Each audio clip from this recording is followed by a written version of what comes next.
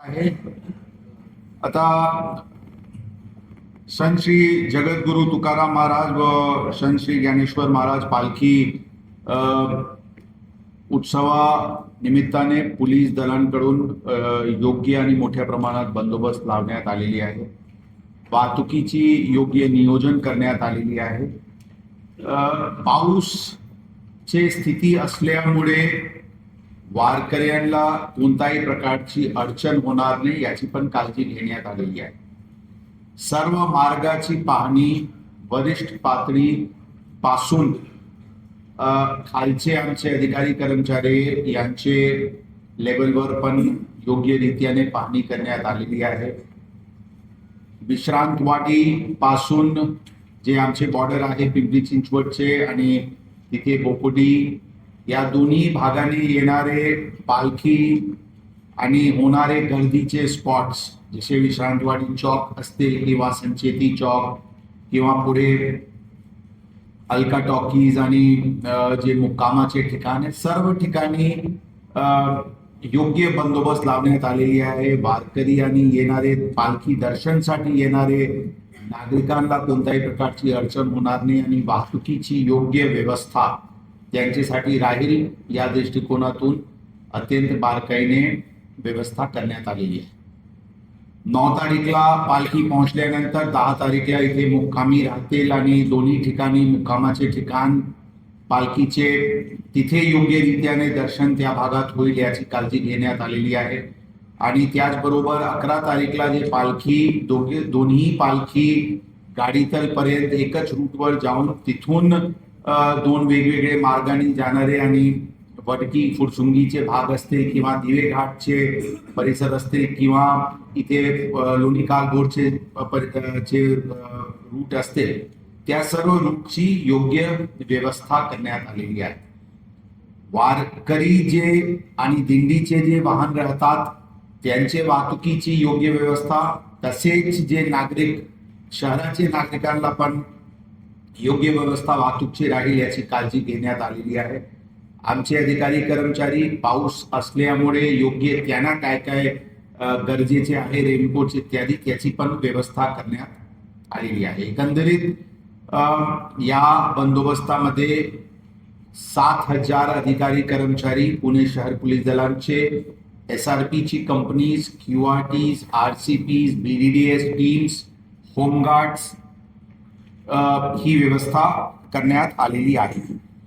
मला विश्वास आहे की जे काही व्यवस्था करण्यात आलेली आणि विशेष करून सगळे विश्वस्तांसोबत आणि जे काही स्टेक होल्डर्स आहेत त्यांचे सोबत बारकाईने चर्चा सत्र सुरू आहे. भवानी पेठला जे मुक्कामचे ठिकाण आहे तिथे महानगरपालिकाकडून योग्य व्यवस्था यावेळी आजूबाजूचे परिसरला थोडा मोकळा करून तिथे आणखी चांगली व्यवस्था करण्यात येत आहे.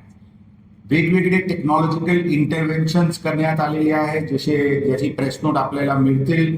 GPS ट्रॅकिंग असो रथवरचे CCTV असतील CCTV सर्व्हेलन्स जे पूर्ण मार्गाची आहे फेशियल रिकॉग्निशन सिस्टमचे कॅमेराज लावण्यात येत आहे. AI बेस्ड क्राऊड मॅनेजमेंटसाठी एक वेगळी व्यवस्था करण्यात आलेली आहे.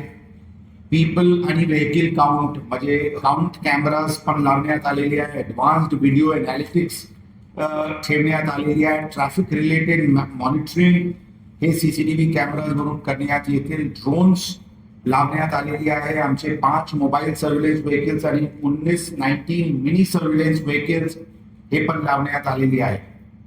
अँटी ड्रोन सिस्टम आम्ही डिप्लॉय करत आहे. वायरलेस कम्युनिकेशन सिस्टम पूर्णपणे सुसज्ज करण्यात आलेली आहे आणि अँटी सबोटॅज मेजर्स योग्य रीत्याने ते लावण्यात आलेली आहे. उद्या वेगवेगळ्या ठिकाणी आमचे अधिकारी कर्मचारी रिहर्सल करणार आहे पूर्ण बंदोबस्ताचे. त्याचे विस्तृत ब्रीफिंग होईल आणि नंतर परवाच्या दिवशीचे आगमनचे वेळी पूर्ण जे व्यवस्था आहे ते आवश्यकतेप्रमाणे करण्यात येईल.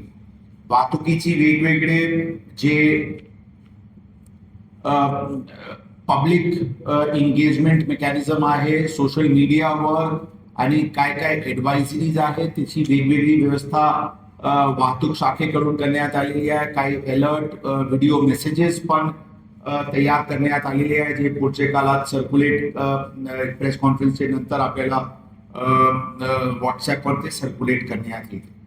एकंदरीत पुणे शहर पोलीस दल आणि आमचे 7,000 या बंदोबस्तामध्ये लागलेले अधिकारी कर्मचारी, बाहेरून येणारे मनुष्यबळ आणि आमचे शहर पोलीस दलचे सर्व अधिकारी कर्मचारी या पालखी सोहळा उत्सव आणि वारी बंदोबस्तासाठी पूर्णपणे सुसज्ज आहे. मला पूर्ण विश्वास आहे की 9, 10 आणि 11 या तारीखला ज्यावेळी पालखी आमच्याकडे राहतील ते योग्य व्यवस्था पालखीसाठी आणि वारकरींसाठी करण्यात येतील. यावेळी आळंदी आणि इंद्रायणी परिसरात जे पूरची स्थिती निर्माण झाली होती, काही नवीन ऍडवायझरीज आलेल्या आहेत. त्या अनुषंगाने जे दिंडीज बाहेरून येत आहेत त्यांना लोणीकंचे कडे आमचे पिंपरी चिंचवड पोलीस दलांसोबत आमचे कोऑर्डिनेशन सुरू आहे की त्यांना तिथे न जाण्याचे आव्हान जे झालेले आहे त्या लोकांना अवगत करून त्यांना शहरामध्ये किंवा त्यांना जर सासवड पर्यंत जायचे असते, त्यांची इच्छा असते तसेप्रमाणे त्यांना गाईड करून त्यांना अडचण होणार नाही याची व्यवस्था करण्यात येत आहे. यामध्ये पूर्ण पुणे शहर पोलीस दलचे अधिकारी कर्मचारी आणि टेक्नॉलॉजीचे वापर करून या सर्व बंदोबस्त करण्यात आलेली आहे. कंट्रोल रूम आणि आमचे जे कम्युनिकेशन नेटवर्क डायल 112 असतील किंवा इतर जे आमचे फोन नंबर्स आहेत त्या अधिक मनुष्यबळ लावून ते पूर्णपणे कार्यान्वित करण्यात आलेले आहे. धन्यवाद. काही प्रश्न असतील तर